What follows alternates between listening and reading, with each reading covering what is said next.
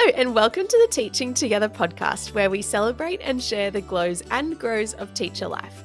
I'm Sierra, and today I'm delighted to be joined by a very special guest all the way from New York, Christine Teahan.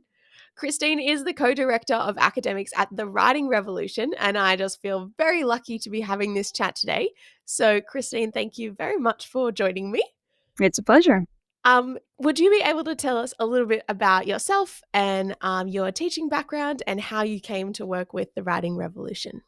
Yeah, absolutely.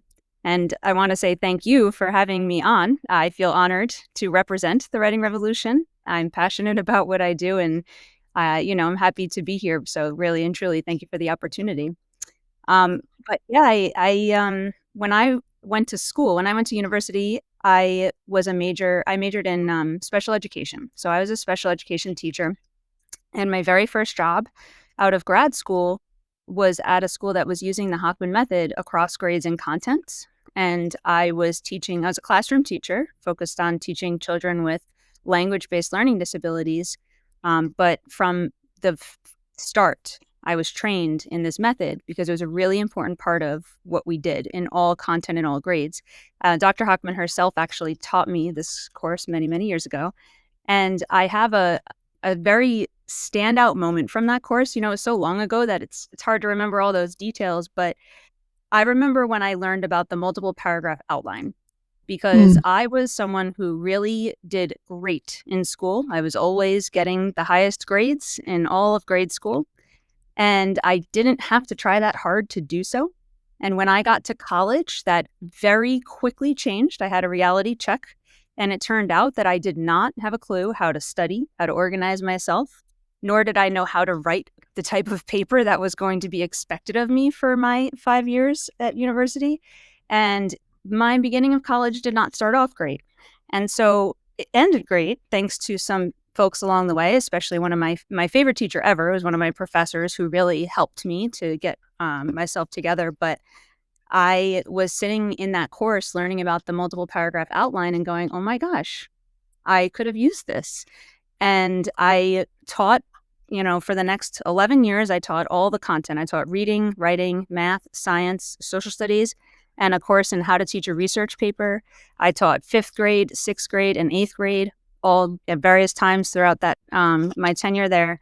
And every single year, as I was using this method, every single year, as I was hearing parents just rave about how their middle school students with language-based learning disabilities were writing better and more than their high schoolers and college students without any disabilities, I just became more and more passionate about the fact that there's no reason why it should be so focused on children with disabilities. There's no reason for it. Anybody should learn this method.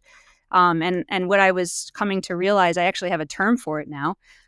It's the curb cut effect, which is a term that is used because when it was enacted into law in the United States, at least, that curbs had to have these ramps for people with wheelchairs, so it was more accessible. What happened was so many other groups of people benefited. There, people on bikes, parents pushing strollers, people walking and running. There was just so many advantages to having that cut in the curb. And for me, that it was like that, no reason why all students should not be learning this very explicit and important way to write. And especially because it's really not just a method of writing, it's a method for learning. And that's what it really becomes, how to use it. So I was ready to go. I was ready to get out here in the world and, figure out how to make sure other teachers could learn this. And it just so happened to be a few years after the Dr. Hockman started this organization, and I had a friend already working for her, and it's history from there. That was 6 years ago. I left the classroom almost. Yeah, wow. So what is your role within the Writing Revolution, and how do you spend your time in sort of a normal week? There's no such thing as a normal week at the Writing Revolution. No, it's part of what I love about it. It's a really dynamic job. But my role, the co-director of academics. I have a co-director, Alex, who also, she and I used to teach together. We lead the program team. We are a team of about 12 former teachers of the method who are mostly responsible for training teachers, for teaching our courses and workshops, for visiting schools and observing teachers. And so we kind of divvy up the tasks, but mostly my role is in the development and maintenance and revision of the courses and workshops that we offer, which are all virtual at this point. So lots in progress there. And my main project right now, which I'm so excited about, is to develop an asynchronous version of our 12-hour introductory course, because we have folks like you in Australia who would love to take the course, and many other places in the world. And right now we're up in the middle of the night teaching courses from 1:30 to 3:30, from Yes. 12:30 to 2:30, and it's not the most sustainable thing for us. So we're excited to have an asynchronous offering eventually for folks who would rather do this at their own pace and who might live in other time zones. Yeah, that sounds really cool. I've definitely looked at the, courses and thought, "Oh, that's probably a bit tricky for me to manage right now." Absolutely. For someone who's not super familiar with the writing revolution and the Hodgman method, could you give a quick summary of sort of what that is, what that involves, um, yeah, and why you might be seeing sort of such great benefits for, students all across the country? Yeah, absolutely. The Hoffman method is a very explicit set of writing. It is something that, and it's based in expository writing. It's really meant to teach students the type of writing that is used to explain, to inform, to persuade, because that is what students will be required to do in most of their secondary, post secondary schooling, as well as in the workplace afterwards. Mm. And it is a method that breaks down the very complicated process of writing, even at the sentence level. And it really helps the teacher hone in on these manageable chunks, these pieces of a sentence, these parts of a paragraph. But it goes all the way from the sentence to the essay. And it's scaffolded in such a way that really helps to build student skills over time, as well as make sure that we are meeting students where they are. We're never making assumptions about what students can do, no matter their age and grade. So it really is a method that spans from kindergarten through 12th grade and beyond. And it can be used in any content area. It is not a curriculum. It is really something that is meant to be embedded in what it is that students are learning, no matter the content, because that's where you're going to be able to get the most out of them when they're writing about actually what they're learning, and not just about any old thing like how was their weekend. So it can be embedded in all content areas, and it can be embedded in any grade.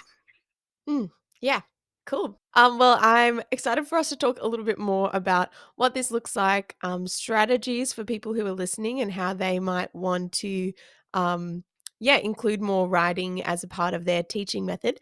But first, we have a very important topic to discuss, which is our tea. Because that is an essential part of all of our teaching together episodes. Because it's morning for me here in Sydney and night for you in New York. I'm having one of my favorite T2 teas called Wakey Wakey because it's a morning wake up tea. Um, what is your go to evening tea?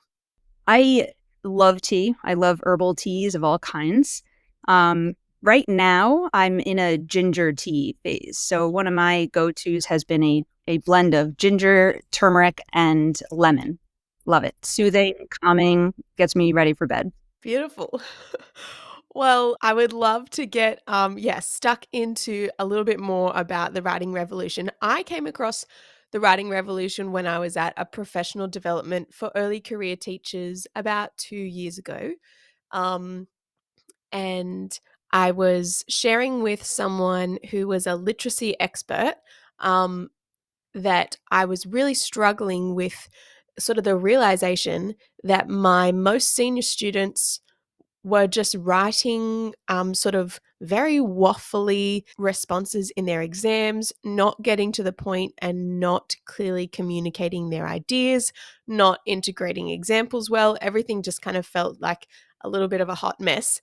And I didn't feel like I had the skills or the training as part of my teaching degree to know what to do with that. I'm a design and technology teacher, a little bit of science training in there as well.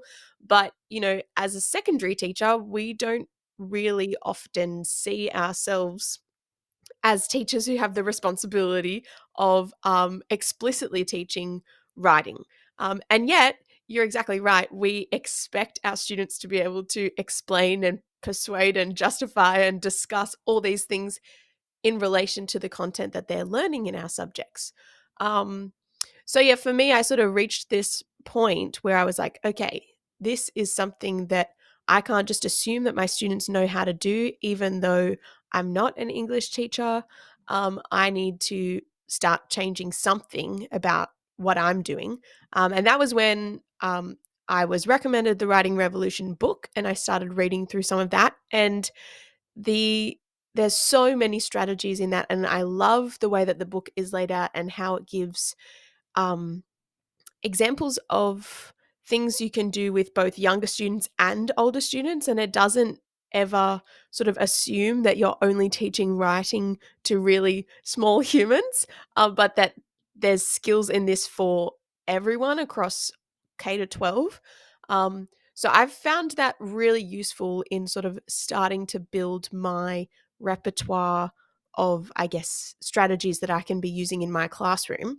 But your experience has been more in training like whole schools on how to sort of follow this method from the ground up. And obviously, us being here in Australia without access to sort of that kind of training and your courses and things, we might have a few people who are listening that think that they'd be interested, but they're kind of just one person in one place in one classroom, which is me. And I'd love to know, yeah, what you think individual teachers who notice that they want to do something to support their students' writing can be doing. What are some approaches we can use and strategies that we can start with?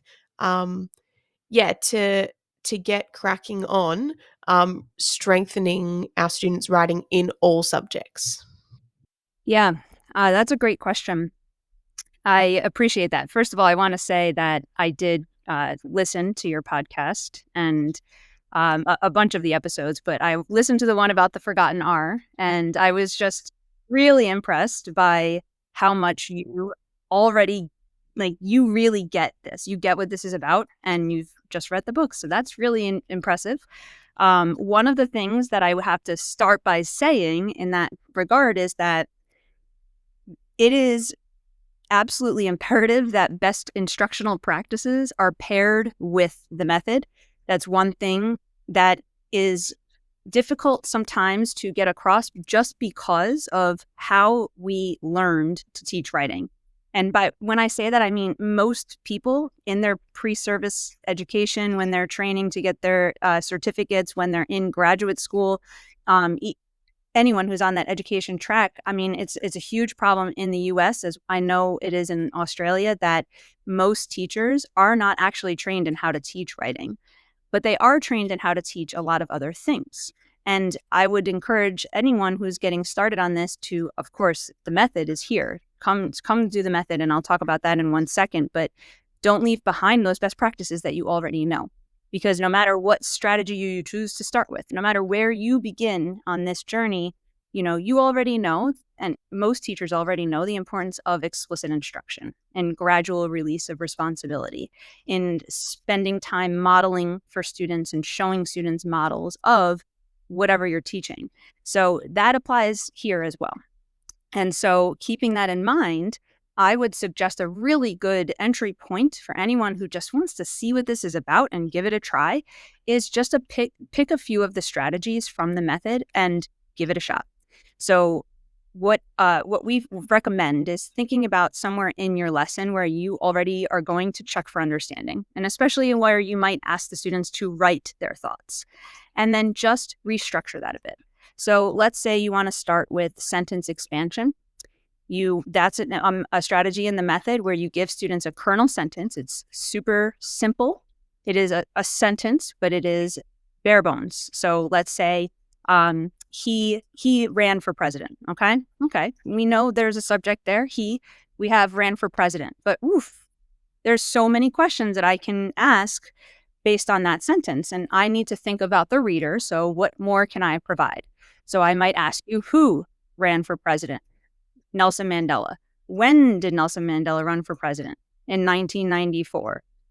Where? South Africa. Why he wanted to end apartheid.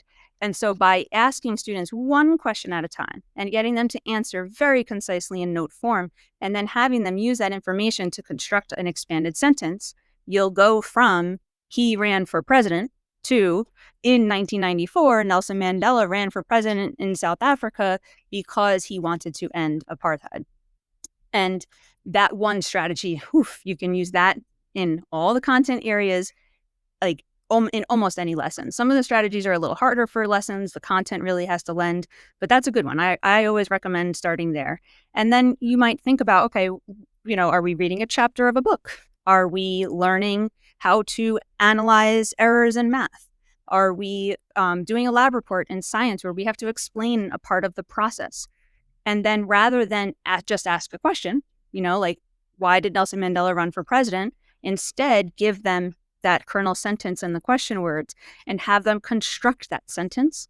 And by just kind of, we call it revolutionizing, but taking that check for understanding, taking that point where you're going to have them write and express their understanding anyway, and giving them that structure and that practice with a written language structure to say it, really helps them. And the more they see that one strategy used across content, one strategy used multiple times in one content area in different subject and about different topics, then the more easily it's transferred. That knowledge is transferred into different areas. So picking one or two strategies. So my starters, and you might feel differently, but are sentence expansion, basic conjunctions, and transitions. Those three, just give it a try. See how it works. You'll see how much more you get your students to say just by breaking it down and isolating these portions of sentences and really helping them to think through how to construct these thoughts. And you're also making them pause and think about what they're learning. So you're helping them to remember and think more deeply about what it is that they're learning. And on top of that, you are obviously you're teaching them how to write. So you have to start by teaching them the strategy, but then you construct as a whole class. You do it together. And then when it is time to release for responsibility, you're assessing their progress. You're seeing what more you need to reteach or what kind of feedback you need to give them. So I would say pick a few strategies. And those three are the sentence strategies I would start with, but I also would highly recommend note-taking and the single paragraph outline, because those are just skills that will stay with anyone for life once they learn them. I mean, they all are, but those are some really high leverage strategies that can be used quite frequently. And once you start and once you see where this can go, then, go and use all the strategies.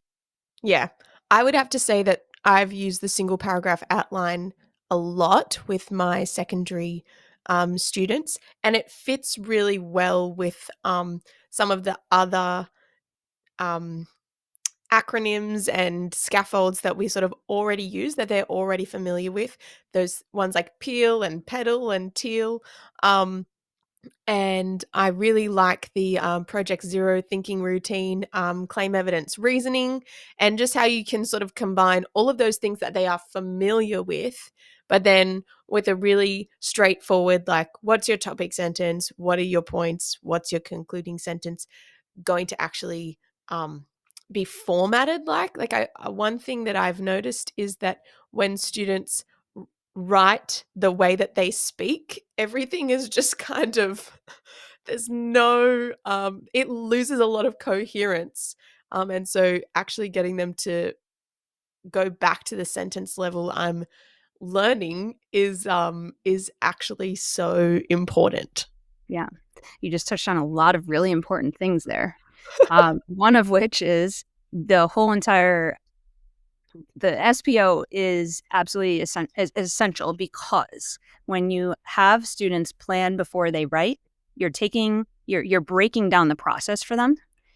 When they have to write a paragraph and they just go to it, too much is happening at once. They're spelling, they're forming sentences, they're organizing a paragraph, they're thinking about what to include, what not to include. No, they're not really thinking about all those things. They can't. None of our brains can process all of that at once unless a lot of that is very automatic. Yeah. But most of us, even expert writers, have to plan before they write. So the other thing is that the tool, like you say, all those acronyms, they're so important. It's so helpful for students to know that when they have to argue something, when they have to persuade someone, that providing evidence and really analyzing that evidence and giving their reader a reason to want to believe them is essential. But how? You have to give them that structure, claim, evidence, reasoning, whatever it might be. But that doesn't mean that you don't use the SPO. You actually just use those as cues alongside the SPO. And when you have one linear outline that they use, no matter what expository paragraph they're writing, it just becomes a way of thinking and planning that is automatic, and they can do it on a scratch piece of paper. Whereas when the students have been taught a wide variety of organizers and plans, many of which don't actually even translate neatly into a linear coherent paragraph, then they are not going to remember which one, like which graphic organizer should I use for this paragraph. That's really hard. One, teach them how to use cues as training wheels. They'll get the hang of it, and they'll never forget it for the rest of their lives. The other thing is that you mentioned is that oral language in their writing. And that's a huge reason why teaching at the sentence level is so important, because there's such a difference between how we speak and how we write. Those structures are different.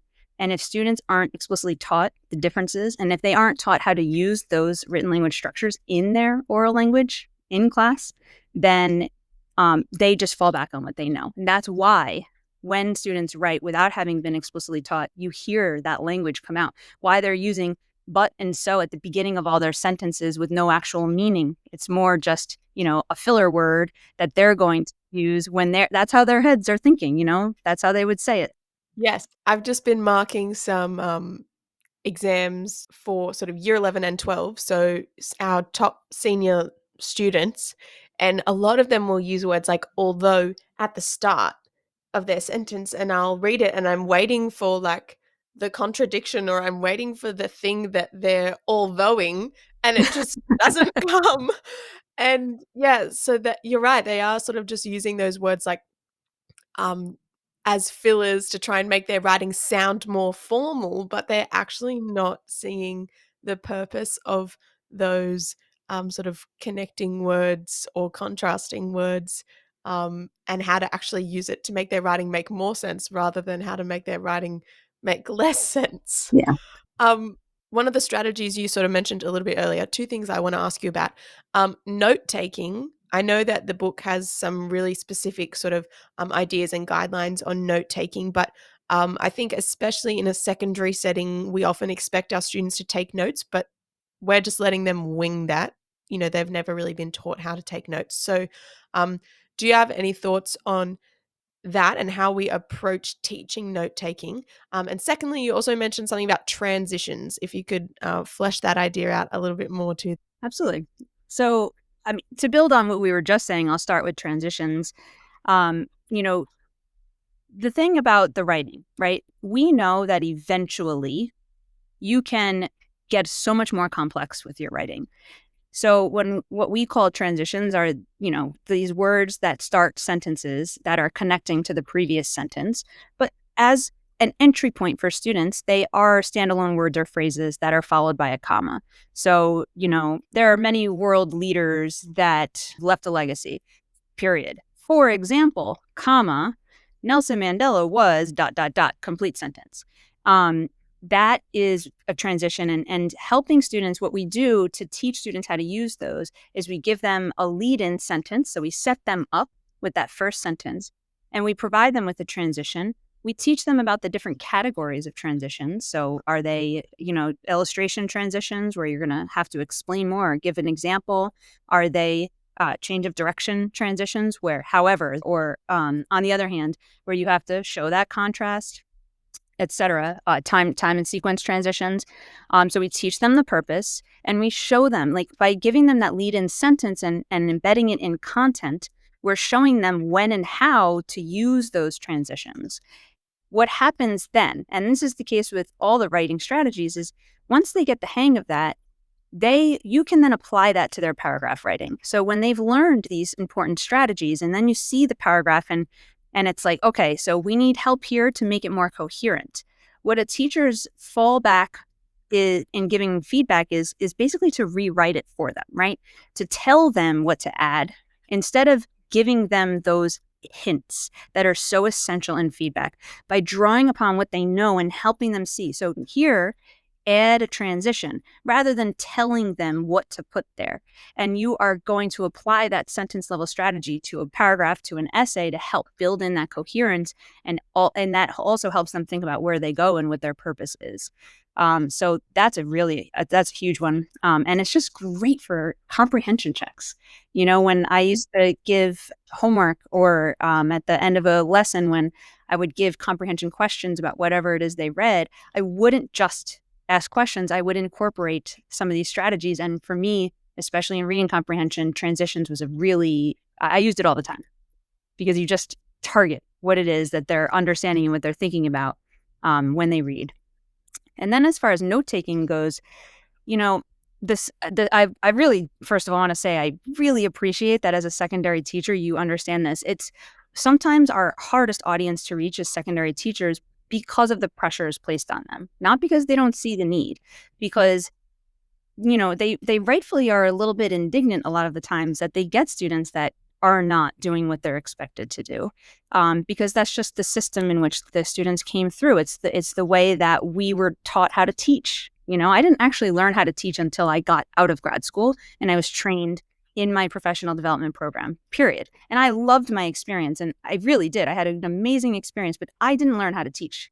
I learned a lot of other things about education. I did not learn how to teach. So it's really to no fault of teachers. But secondary teachers are under pressure to get their students writing so much, writing essays, saying like all these complex tasks of analyzing, and taking notes is one of those skills that they're just expected to know. When it comes to teaching them how to take notes, it's really important to teach those skills that are just not going to come naturally, like picking out what's most important. And that starts at the underlining level. They're not going to underline forever. That's not the most effective way to study and read a text. But when you first are teaching them how to identify salient information, you give them a purpose. You walk them through reading a paragraph or two and underlining why you're underlining what you're underlining, just to get them focused on that important information. And then you teach them how to take that and put it in a note. You teach them abbreviations. You teach them symbols that will help make their notes concise. You'll teach them how to make those notes, and you'll also teach them how to convert those notes into complete thoughts and sentences, because that's a really important skill in paraphrasing. I'm going to take this information from this author, reduce it down to this thought, and then I'm going to come back to it and I'm going to turn it into a thought with my own words, with my own sentence skills. And so when you teach that systematically at that entry point, and you do it and you gradually build their skills and release them to responsibility, then you can start getting them to analyze and annotate and bring their own thoughts to the notes, because they're not thinking about how to construct the notes. They're not sitting there thinking about what's important. Everything's important. I'm going to write everything down. They know what is expected of them in note taking. So then they get to just pick out, okay, that's important. Let me write that down. Or, ooh, that made me think about this thing. Let me write that down.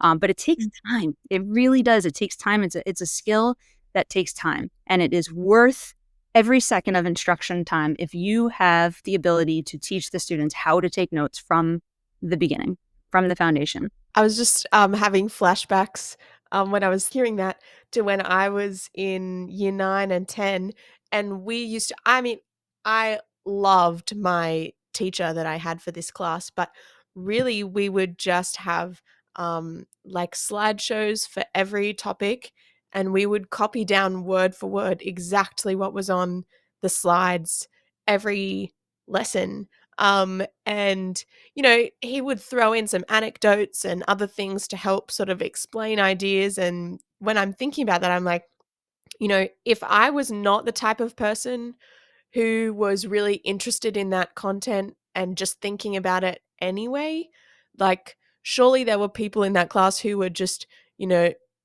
brain numb just copying without thinking at all. Whereas if we had that same information on the board and we were then taught, here's the note taking tips, like strategies, use those to copy this information, and we're making it more concise, then you've got to think about it. And that's probably much more effective than just word for word copying down everything that's on the board. Yeah, Would you say that's right?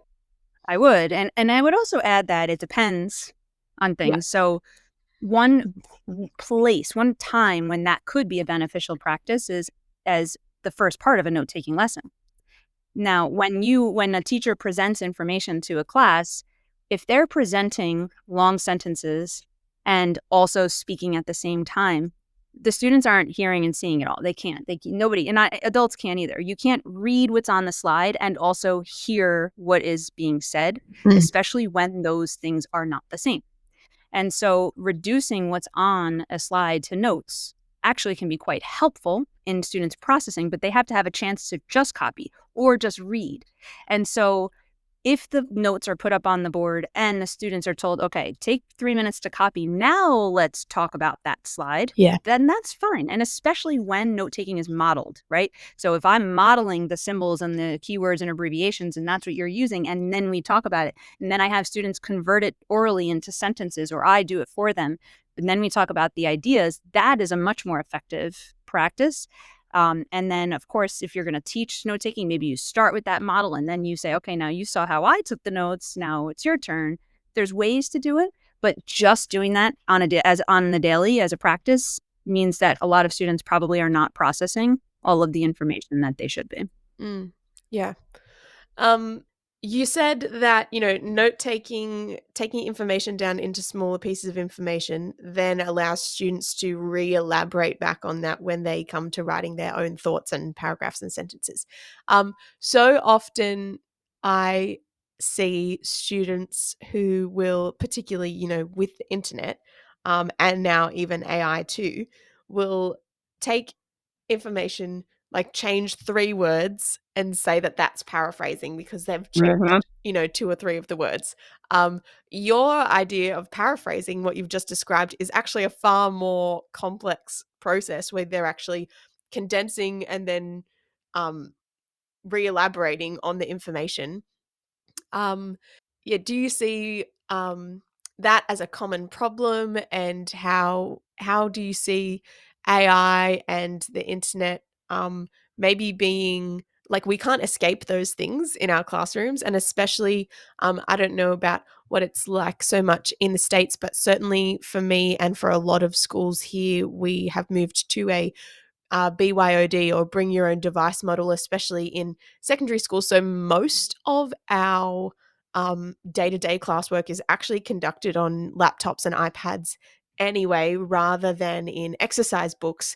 Do you see, I guess, a difference between, typing information versus handwriting information, and how can we manage that sort of challenge in particularly secondary classrooms? Yeah. Oh gosh. That's the question of the decade right now. There is not a ton of research on this. I will start with that. But from the research that is available, there's a few things, there's a few highlights that are important considerations to answer this question. First of all, when it comes to handwriting versus typing, it's really just a matter of always knowing where your students are in their learning. So if you're teaching your students a skill for the first time, or they're still pretty novice at the skill you're teaching, it is going to be more effective most of the time to teach them where they're actually using handwriting, because the actual, brain process, the process the brain is going through is just different. They're mapping things differently as they are forming the letters, as they're forming the sentences with that hand to pencil motion, especially at younger ages, but at any age, it's easier. It slows you down, right? It takes that process and it slows you down. It requires you to think more about what you're doing. And so those connections are made in your brain more readily. So when first learning something, always better. And when note taking, and you spoke about this really nicely in your episode about the forgotten R, when note taking, if students don't understand the purpose of note taking and don't know how to do it, then when they take notes on the computer, they're just typing a transcript. They're really just trying to write everything down if they have that ability. If they don't, then they're probably just lost in behind, and just not really. But when a student is thinking about actually listening and only can write down what it is that they're learning, then they really have to think more about what it is they're putting down, because your hand can't keep up with how fast a person speaks. Sometimes you can with typing, and therefore it's going to be much more likely that it's a transcript. If a student knows how to take notes, if they know how to phrase, like put things into smaller phrases, rephrase, use different vocabulary, if they can hear a sentence, process that, and then just put down a note real quick, then actually typing can be the more efficient and effective way to get things down. A lot of adults who are effective note takers, they're not going to necessarily write everything. It depends. Some can write and type, and it's okay because they have the study skills and they have the note-taking skills they need to process what they should be processing from that lecture. But unfortunately, our students just aren't there yet. Most of the time you have students in the class who don't actually know how to take notes, don't understand how to distinguish what's important, what's not to mention they might not even have the background knowledge on the topic they're learning to be able to pick out what's most important. So many, of us later in our lives with more and more experience and more knowledge, yeah, okay, we can hear a lecture about something, even in isolation, and have enough background knowledge about what we're hearing to be able to distill what's the most relevant to this topic, to me, to the situation.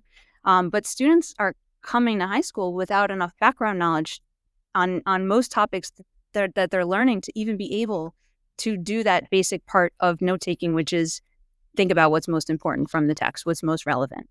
Then on top of that, you're also kind of touching upon summarization in a way. You're talking about paraphrasing and you're talking about summarizing, which are really high level skills. We assume from a very young age that students can paraphrase and summarize when in fact it is difficult.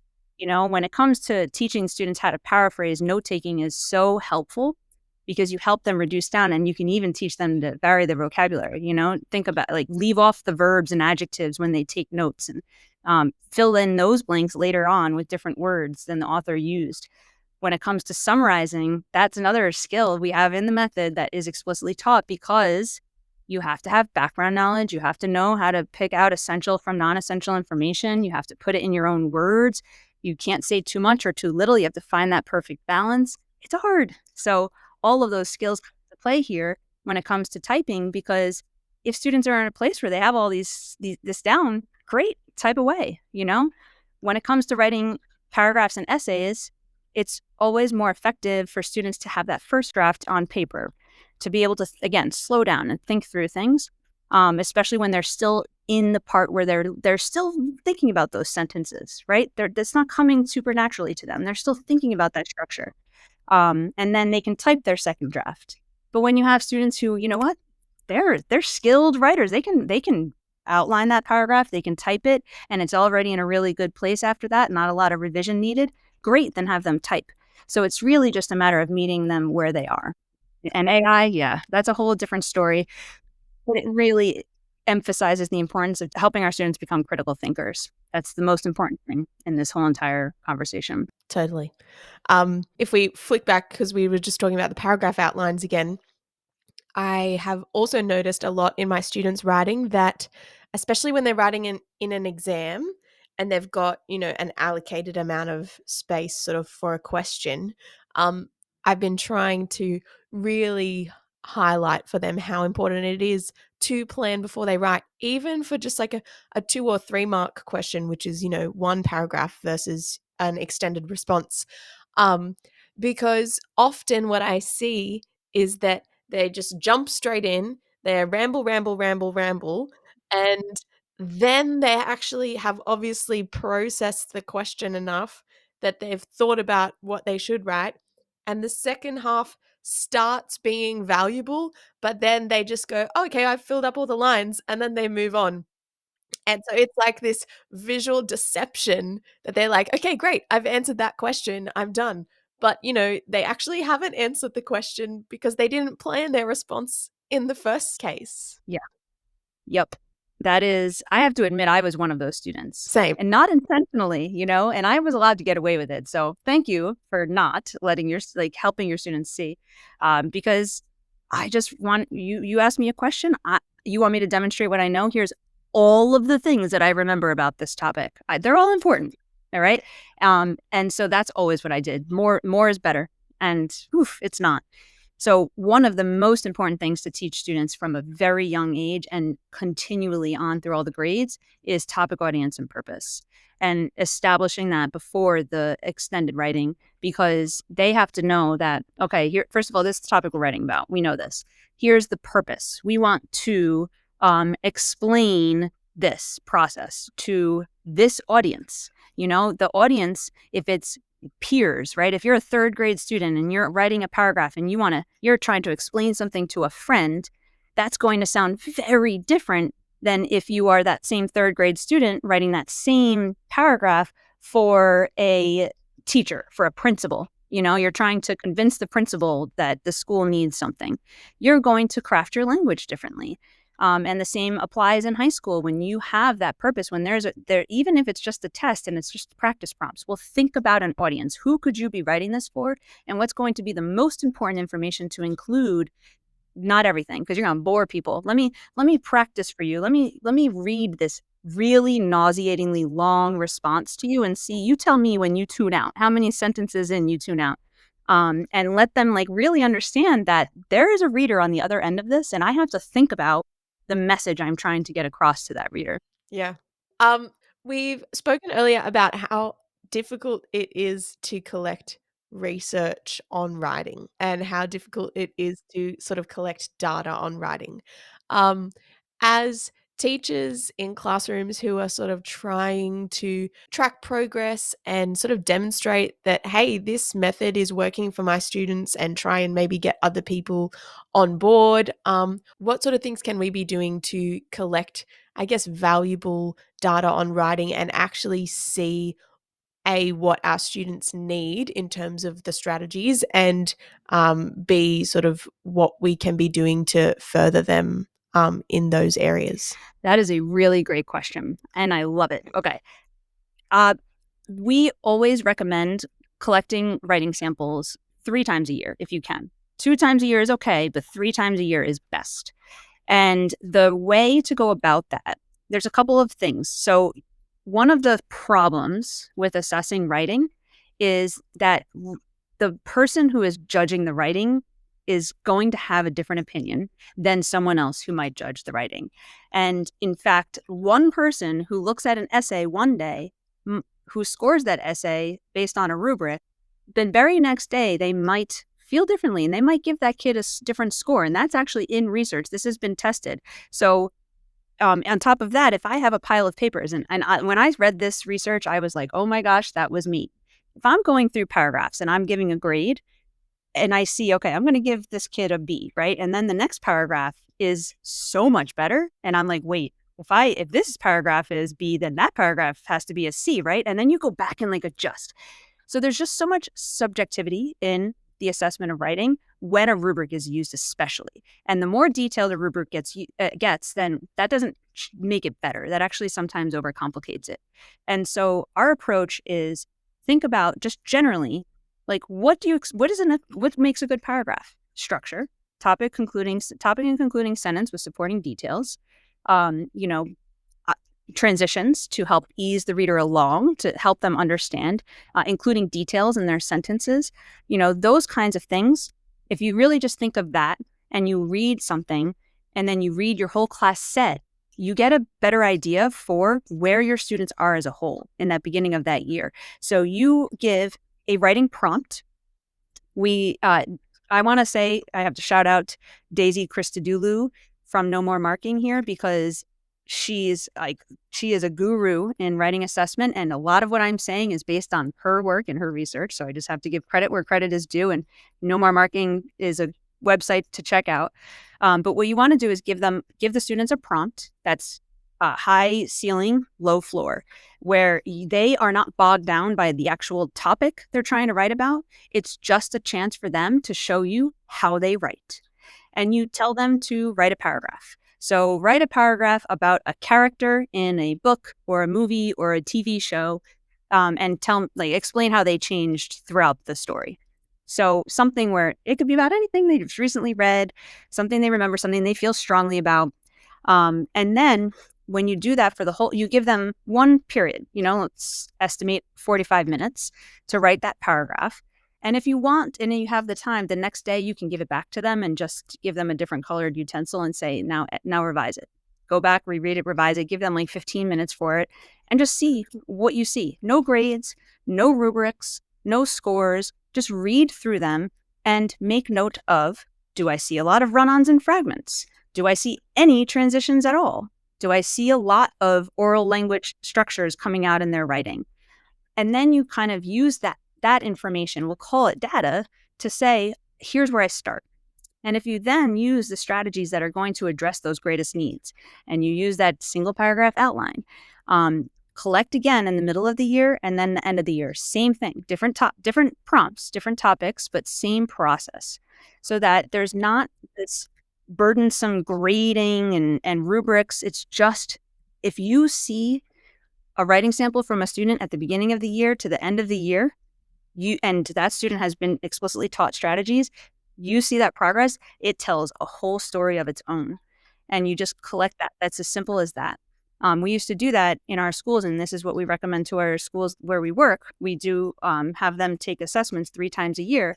And if you just keep a little folder, right? I have my beginning of the year. I have some sample writing strategies that I've taught. I have the middle of the year, the end of the year, and I hand that off to the next teacher. That right there is some of the most valuable information you can give that student's teacher, because they can see, okay, I see where my student is. I'm going to see where they are now after this long break, starting a new year. And you don't need numbers. You just need that understanding of where they've come and where they are now and where we need to go from here. And we have a lot of resources available for free on our website. So if you go to thewritingrevolution.org, you sign up, use an email and password, but you can have access to the free resources. And we have some stuff for assessment that anyone can use that really just kind of simplifies the process. And of course, Dr. Hochman also talks about it in the Writing Revolution book. But it's pretty simple way to just understand the story of where students are in writing. That's very helpful. Thank you. I think one of the biggest things that I'm sure and I'm sure is the same over there, is just time, and time constraints for teachers is one of our biggest challenges. And so I think this whole idea of being like, oh my goodness, I've got to teach my students how to write as well as whatever else I've got to teach them, just feels overwhelming sometimes. And I understand why it gets pushed to the side, because there's so many other competing priorities. But I really, really love this approach, and just everything to say that, we're actually still learning the content that we need to learn, but we're also mashing it with developing this really important skill. And it makes the learning of writing and grammar so much more tangible and easy for them to understand, because they're doing it in context. And there's just so many benefits. So I'm really, really hopeful that, this has inspired some people who are listening. And I'm really grateful for your time and your expertise. Um, so maybe we can do this again sometime.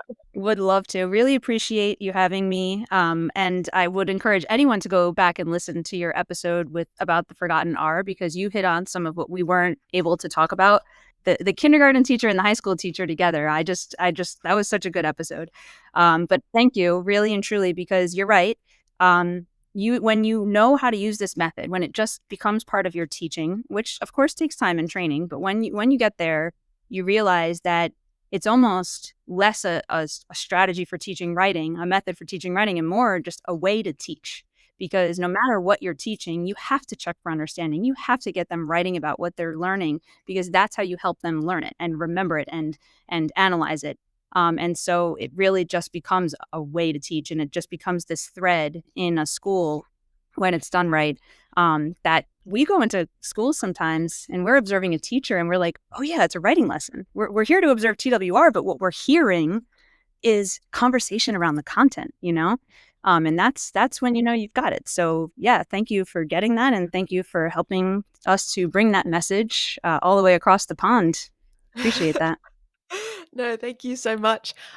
Yeah, I would really encourage you to check out the Writing Revolution book and their website, and definitely download some of those free resources, and have a look and just see, as we start this new year, new classes, what you might be able to do to strengthen writing in your classroom with your students, whether you are teaching kindergarten or whether you are teaching year 12.